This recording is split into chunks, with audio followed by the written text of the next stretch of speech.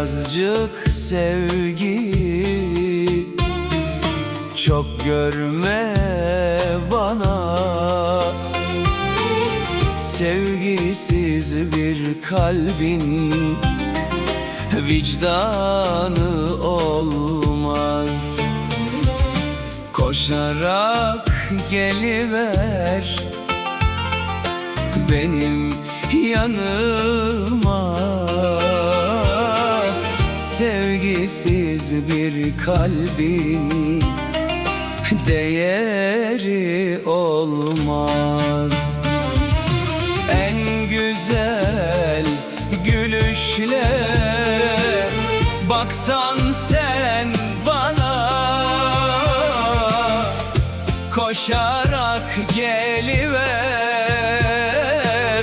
gelsen yanıma. Boşuna bekletme köşe başlarda.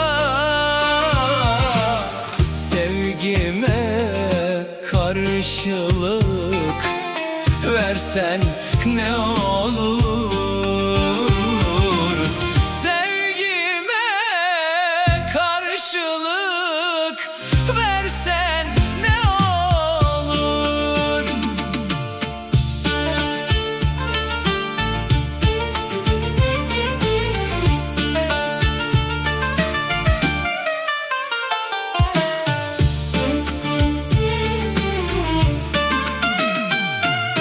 Ümitle bekledim yıllar boyunca.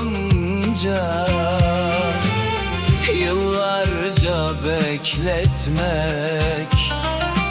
yakışmaz sana.